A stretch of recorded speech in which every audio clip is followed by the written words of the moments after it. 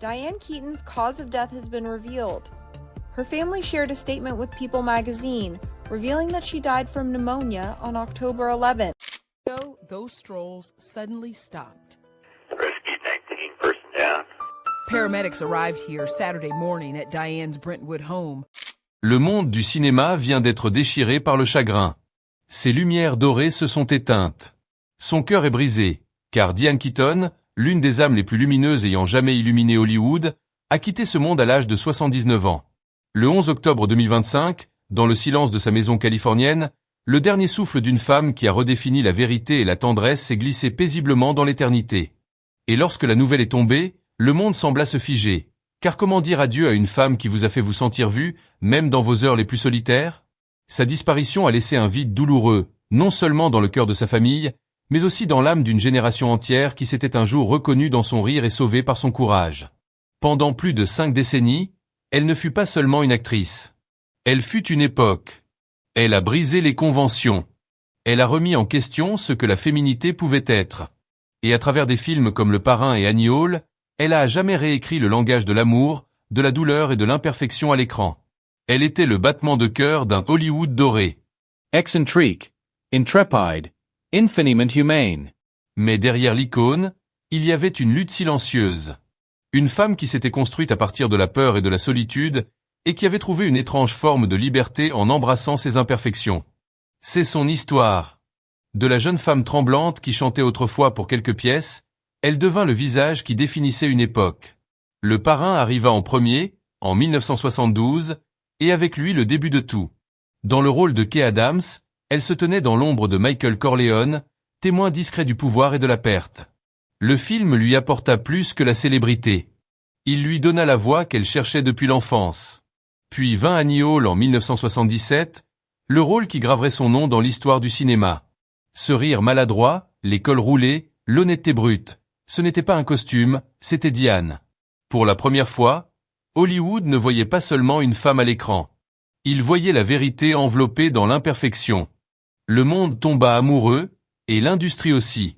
Elle avait 31 ans lorsqu'elle brandit cette statue dorée sous les lumières aveuglantes, et pendant un instant, elle pensa être enfin arrivée. Mais ce soir-là, en rentrant chez elle, les applaudissements résonnant encore dans ses oreilles, elle posa l'Oscar sur le comptoir, regarda sa cuisine vide et se murmura « Est-ce cela, être vue ?» Chaque projecteur projette une ombre, et la sienne grandissait déjà. Le succès que des millions enviaient devint une cage que seule elle pouvait sentir. Chaque nouveau scénario portait la même question silencieuse. Pourrais-tu jamais être aussi bonne à nouveau? La célébrité avait sa propre météo. Belle, brutale et impossible à contrôler.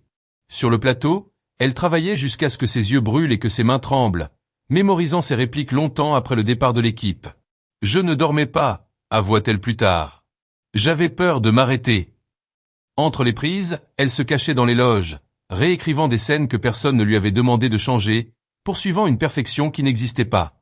Plus elle montait, plus l'air devenait rare. Son rire, autrefois spontané, commença à sonner comme répété. La pression d'être Diane Keaton était une performance en soi.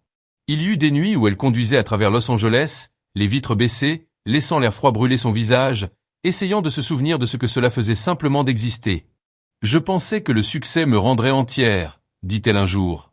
Mais peut-être qu'il m'a seulement donné la permission d'être brisée en public. Rez arriva en 1981, réalisé par Warren Beatty, et elle porta le film avec tout ce qui lui restait.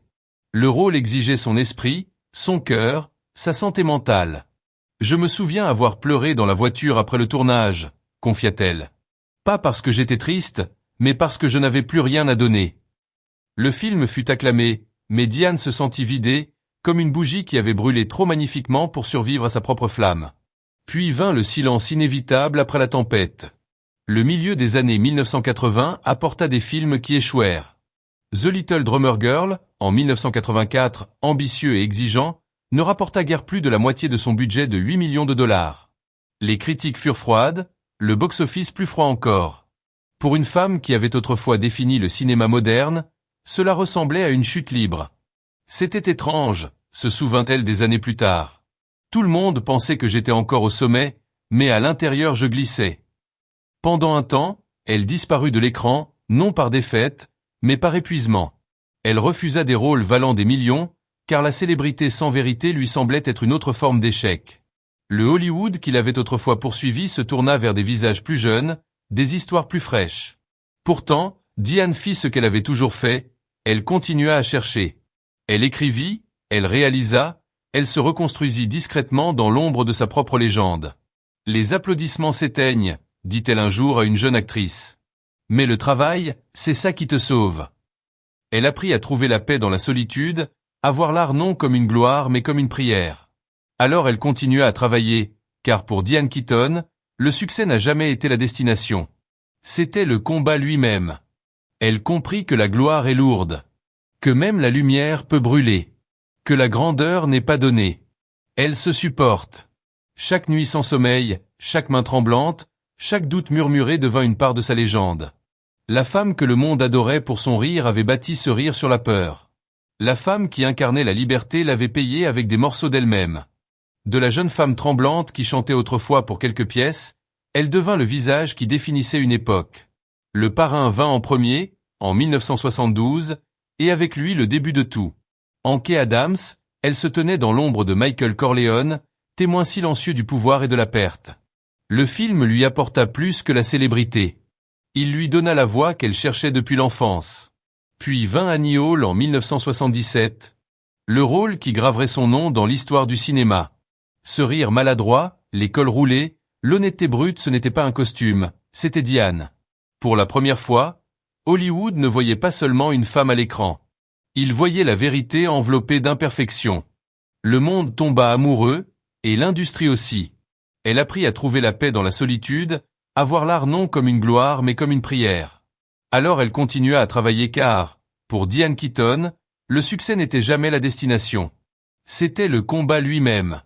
Elle comprit que la gloire est lourde, que même la lumière peut brûler, que la grandeur ne se donne pas. Elle se supporte.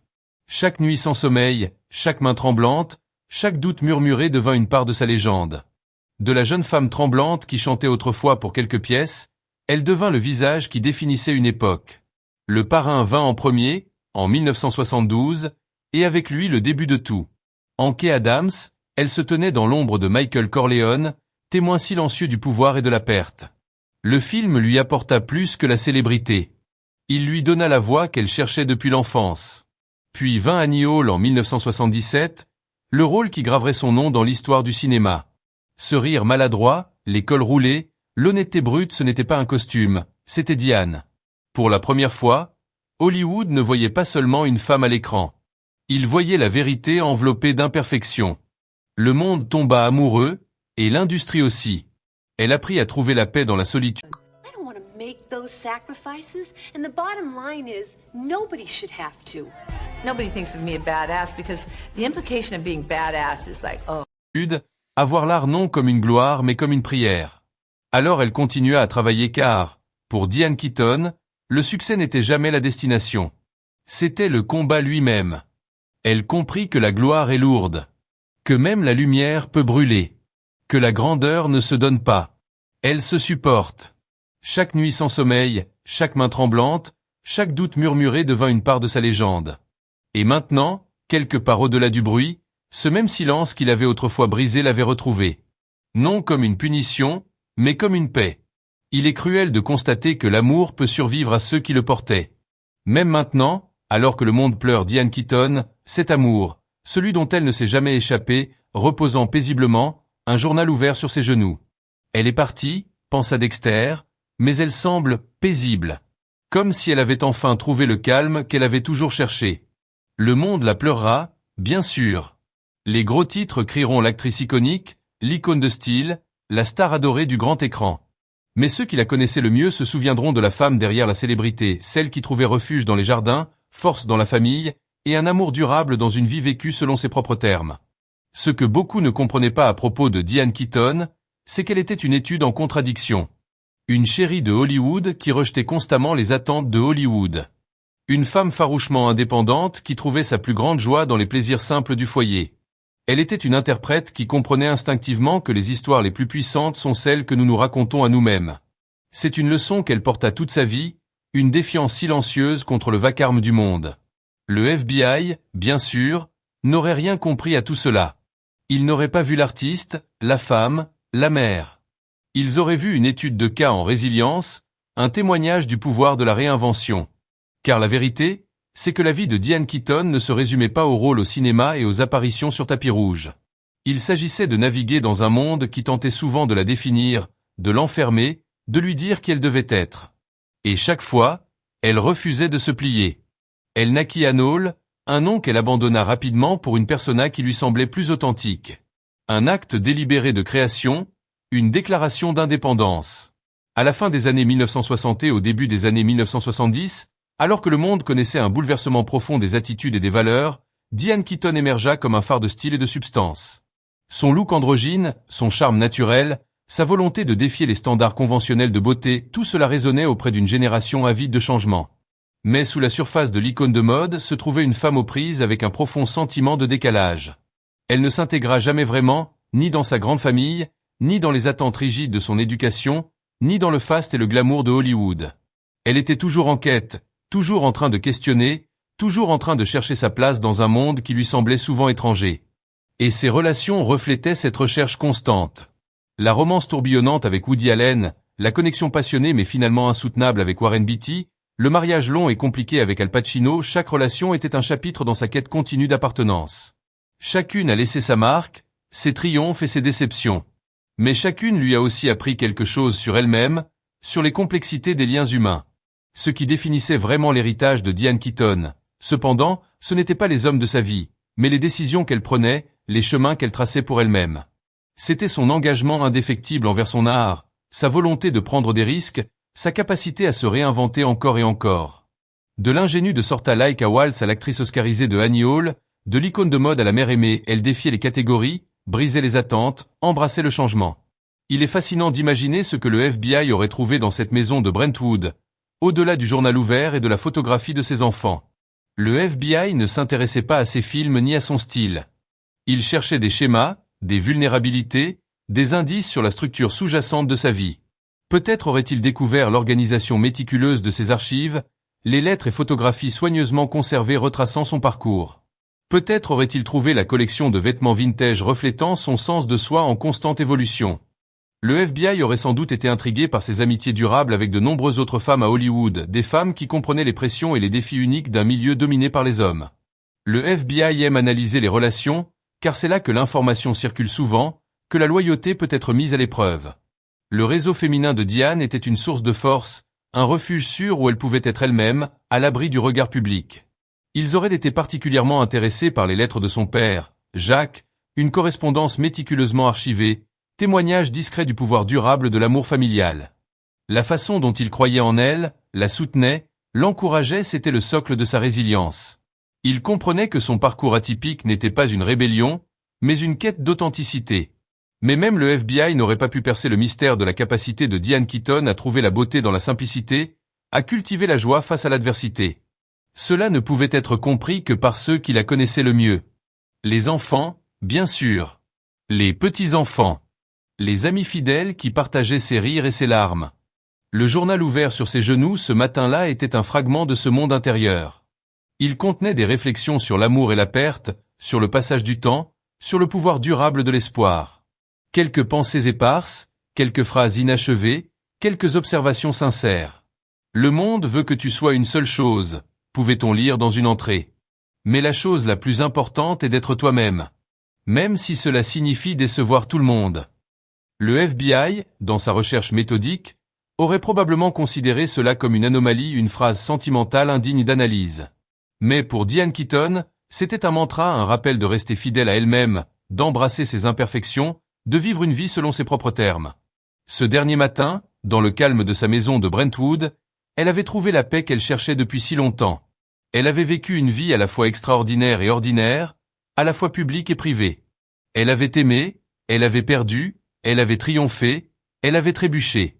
Et, au bout du compte, elle avait retrouvé le chemin de chez elle. Le FBI, en quête de schémas et de vulnérabilité, aurait pu passer complètement à côté.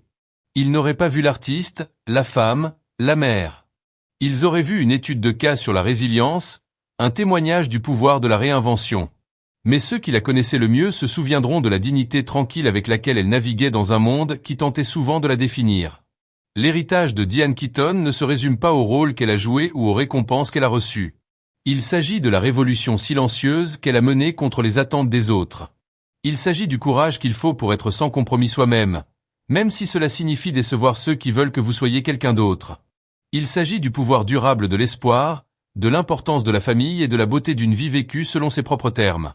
Et tandis que le soleil traversait les fenêtres de sa maison de Brentwood, illuminant le journal ouvert et la photographie de ses enfants, le monde était invité à réfléchir à la vie d'une femme qui avait osé être différente. Une femme qui avait retrouvé le chemin de chez elle. L'enquête du FBI ne portait pas seulement sur les dossiers financiers et les biens immobiliers. C'était une plongée profonde dans une vie vécue avec une opacité délibérée, une vie soigneusement construite pour projeter une image spécifique tout en protégeant une réalité complexe. L'attention ne portait pas uniquement sur ce que Diane Keaton avait amassé, mais sur la manière dont elle l'avait fait, les manœuvres subtiles, les relations soigneusement cultivées, l'influence discrète qu'elle exerçait. Il ne retraçait pas simplement l'argent, il retraçait l'architecture de l'influence, les réseaux de pouvoir qu'elle naviguait avec une grâce presque intuitive. Les premiers rapports suggéraient un profil simple, une actrice célébrée profitant des fruits d'une carrière remarquablement réussie. Mais plus le FBI creusait, plus le tableau devenait complexe. Il y avait des sociétés écrans enregistrées dans des paradis fiscaux offshore, des investissements dans des collections d'art obscures aux origines douteuses, et une série de dons philanthropiques qui semblaient moins motivés par l'altruisme que par une volonté stratégique d'améliorer son image publique. C'était une tapisserie soigneusement tissée pour masquer les fils de la complexité financière. L'enquête révéla un schéma de transactions discrètes, un réseau de consultants et de conseillers servant d'intermédiaires, la protégeant d'une implication directe dans des affaires potentiellement problématiques. Ces activités n'étaient pas nécessairement illégales en elles-mêmes, mais elles suscitaient des signaux d'alerte, laissant penser à un effort délibéré pour dissimuler des opérations financières. C'était un niveau de complexité au-delà de ce que l'on pourrait attendre d'une femme dont la personnalité publique était celle d'une artiste charmante et terre à accent grave-terre. Au-delà des manœuvres financières, le FBI examina ses relations, les amis influents, les contacts puissants, les individus qui semblaient apparaître systématiquement aux moments opportuns dans sa carrière et ses affaires. Il ne s'agissait pas d'accuser ces personnes de méfaits, mais de comprendre l'écosystème dans lequel Diane Keaton évoluait, le levier subtil dont elle disposait, et le potentiel d'influence indue. Il y avait là un pouvoir silencieux, une capacité à infléchir les résultats grâce à des alliances soigneusement choisies. Un aspect particulièrement intrigant de l'enquête concernait son implication dans le monde de l'art. Diane Keaton était une mécène reconnue, connue pour acquérir des œuvres d'artistes émergents. Cependant, le FBI mit au jour un schéma d'acquisition d'œuvres sous-évaluées, souvent issues de sources à la provenance douteuse, puis revendues à des prix fortement gonflés via un réseau de marchands privés. Il ne s'agissait pas de l'art en lui-même, mais du mouvement calculé des actifs, de l'exploitation de failles juridiques, de la manipulation du marché à des fins personnelles. Le FBI analysa également ses dons caritatifs, élément clé de son image publique. Bien que généreux, l'enquête révéla un aspect stratégique dans ses dons. Beaucoup des causes qu'elle choisissait correspondaient à son image publique, renforçant sa persona de figure compatissante et socialement consciente. Ce n'était pas forcément de mauvaises associations, mais le moment et l'ampleur des dons semblaient calculés pour maximiser la publicité et minimiser l'examen de ses autres activités financières.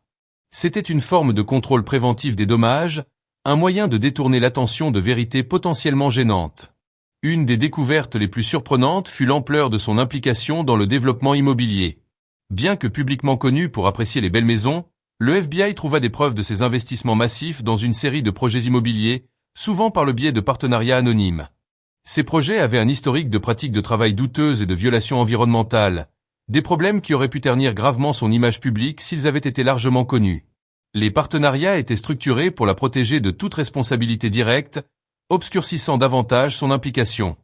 L'enquête mit au jour une relation complexe avec plusieurs banques internationales, notamment celles connues pour faciliter les transactions offshore.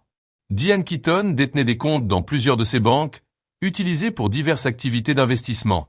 Le FBI suivit méticuleusement le flux des fonds, retraçant des transactions transfrontalières, découvrant un réseau de manœuvres financières conçues pour minimiser les obligations fiscales et maximiser les rendements.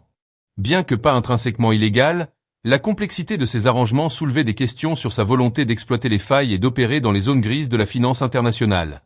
L'examen du FBI s'étendit à sa vie personnelle, explorant la dynamique de ses relations avec d'anciens partenaires et amis proches. Ces investigations ne visaient pas le sensationnel, mais à identifier des vulnérabilités potentielles et à évaluer le risque d'influence indue. Il s'agissait de comprendre l'ensemble de ces connexions et la manière dont elles pouvaient impacter ses affaires. L'enquête révéla un niveau surprenant de dépendance à un petit cercle de conseillers, des individus qui semblaient exercer une influence considérable sur ses décisions. La découverte de notes manuscrites, dissimulées dans des journaux intimes, offrait un aperçu de l'état d'esprit de Diane Keaton, révélant une intelligence fine et calculatrice sous un extérieur charmant. Ces notes détaillaient des plans stratégiques pour diverses entreprises, décrivant les étapes visant à minimiser les risques et à maximiser les profits. Elle révélait une femme pleinement consciente de son image publique et qui façonnait méticuleusement chaque aspect de sa vie pour projeter un récit précis. L'enquête du FBI ne visait pas simplement à mettre au jour des irrégularités financières. Il s'agissait de comprendre la psychologie d'une femme ayant maîtrisé l'art de la mise en scène de soi. Il s'agissait de disséquer les couches d'une image soigneusement construite pour en révéler la réalité sous-jacente. Plus il découvrait, plus il réalisait que Diane Keaton était une figure bien plus complexe et énigmatique que le public ne l'imaginait. Le tableau qui se dessinait n'était pas celui de la malveillance ou d'une intention criminelle, mais celui d'un effort délibéré pour naviguer dans un monde complexe selon ses propres termes, pour garder le contrôle et protéger ses intérêts à travers une façade savamment orchestrée.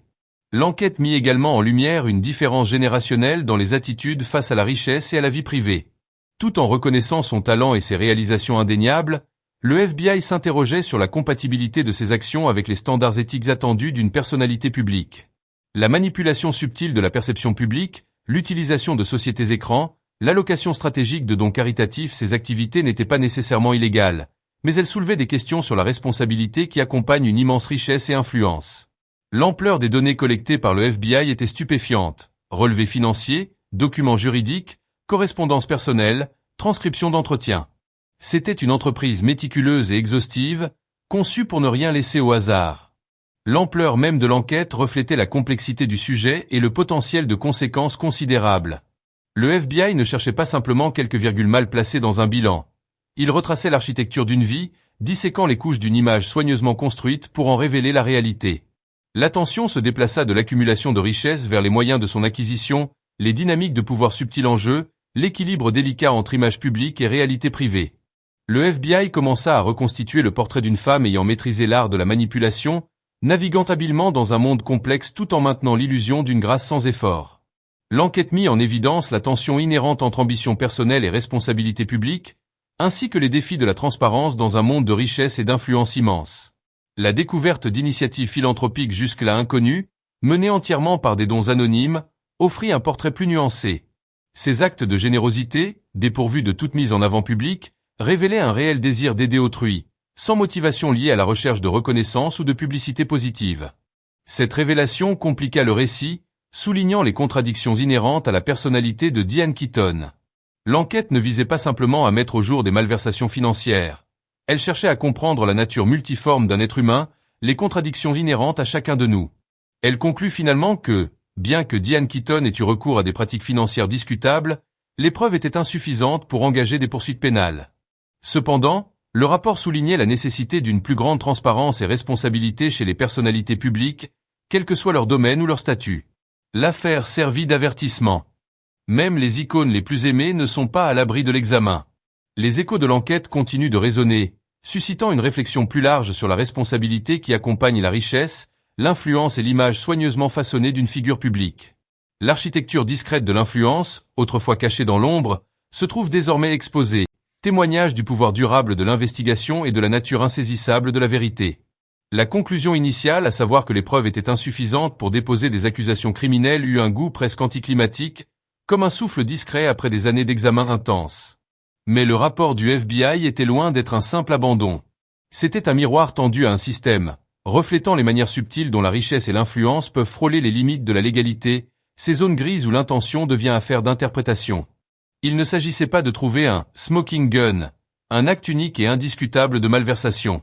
Il s'agissait de comprendre comment une vie entière de décisions calculées, apparemment anodines prises isolément, pouvait collectivement créer une architecture d'avantages.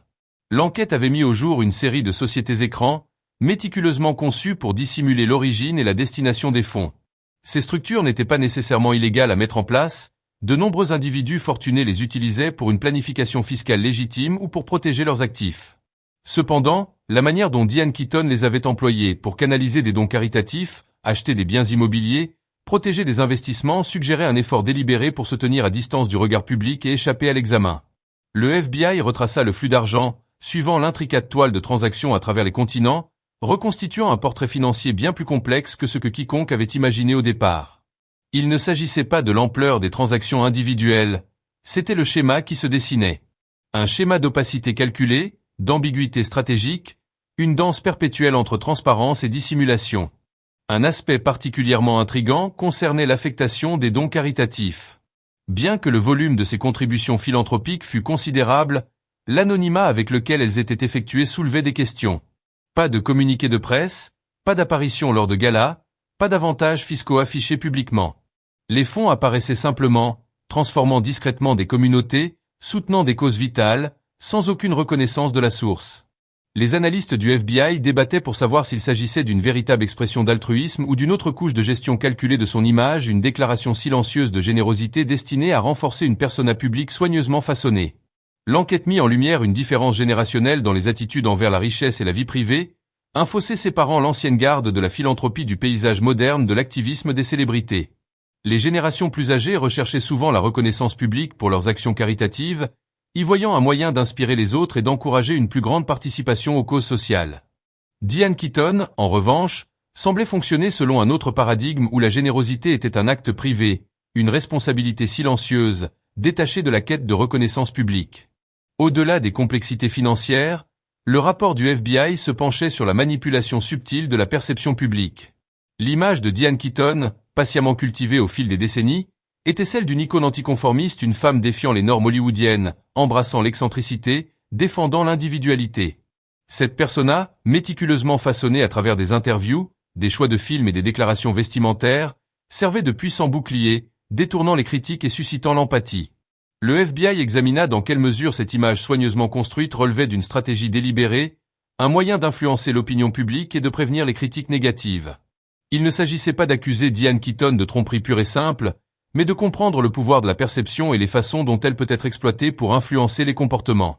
Le rapport examinait également l'équipe juridique qu'elle employait, un groupe redoutable d'avocats spécialisés en droit fiscal, en finance d'entreprise et en relations publiques.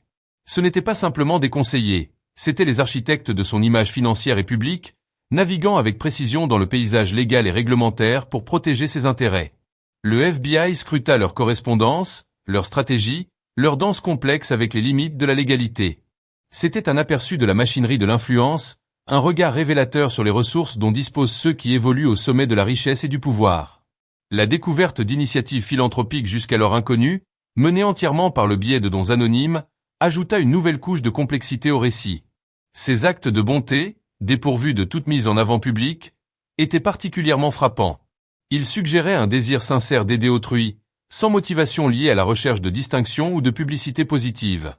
Un exemple impliquait un don anonyme substantiel à un programme artistique en difficulté dans une petite communauté rurale. Le programme, au bord de l'effondrement, fut revitalisé par cet afflux de fonds, lui permettant de continuer à offrir une éducation artistique essentielle à des enfants défavorisés. Personne ne savait d'où venait l'argent. Le directeur du programme, perplexe mais reconnaissant, l'attribua simplement à un « miracle ». Cette révélation compliqua le récit, mettant en lumière les contradictions inhérentes à la persona de Diane Keaton. Était-elle une manipulatrice calculatrice ou une personne véritablement compatissante? La réponse, comme le soulignait le rapport du FBI, était probablement un mélange complexe des deux. L'enquête ne visait pas seulement à mettre au jour des irrégularités financières. Elle cherchait à comprendre la nature multifacette d'un être humain. Les contradictions inhérentes qui existent en chacun de nous. Il s'agissait de reconnaître que même les icônes les plus aimées sont capables de complexité, d'évoluer dans des zones grises. L'affaire résonna dans les couloirs du pouvoir, suscitant une conversation plus large sur la responsabilité qui accompagne l'immense richesse, l'influence et l'image soigneusement construite d'une figure publique. L'incident a servi d'avertissement pour d'autres personnalités publiques, rappelant que même les façades les plus soigneusement construites peuvent être percées par un examen implacable. Les avocats et les conseillers financiers ont commencé à revoir les pratiques de leurs clients fortunés, réévaluant les limites éthiques de leur stratégie. Le Congrès a envisagé une législation visant à accroître la transparence et la responsabilité des personnalités publiques, bien que la perspective de l'adoption de telles mesures se heurtât à d'importants obstacles politiques. Le rapport du FBI, sans aller jusqu'à recommander des poursuites pénales, a formulé plusieurs recommandations. Il a appelé à un contrôle accru des sociétés écrans, exhortant les régulateurs à renforcer les règles régissant leur création et leur fonctionnement. Il a plaidé pour une plus grande transparence dans les dons caritatifs, suggérant que les personnalités publiques devraient être encouragées, voire obligées, à divulguer les sources et les bénéficiaires de leurs dons. Il a également recommandé que le Congrès envisage une législation limitant la capacité des individus fortunés à protéger leurs actifs et à échapper à l'examen grâce à des montages financiers complexes. En fin de compte, l'enquête sur Diane Keaton ne visait pas à punir une icône adorée. Elle visait à protéger l'intégrité du système, à veiller à ce que les règles s'appliquent de manière égale à tous, quelle que soit leur richesse ou leur influence. Il s'agissait de reconnaître que la quête de pouvoir et d'influence s'accompagne d'une responsabilité correspondante, celle d'agir avec transparence, intégrité et un engagement sincère envers l'intérêt public. L'architecture discrète de l'influence, autrefois dissimulée dans l'ombre, se tient désormais à découvert, témoignage du pouvoir durable de l'investigation et de la nature insaisissable de la vérité. L'écho de l'affaire continue de résonner, un changement subtil dans le paysage de la célébrité et de la responsabilité. En fin de compte, l'enquête sur Diane Keaton ne visait pas à punir une icône adorée. Elle visait à protéger l'intégrité du système, à veiller à ce que les règles s'appliquent de manière égale à tous, quelle que soit leur richesse ou leur influence. Il s'agissait de reconnaître que la quête de pouvoir et d'influence s'accompagne d'une responsabilité correspondante, celle d'agir avec transparence, intégrité et un engagement sincère envers l'intérêt public. L'architecture discrète de l'influence, autrefois dissimulée dans l'ombre, se tient désormais à découvert, témoignage du pouvoir durable de l'investigation et de la nature insaisissable de la vérité.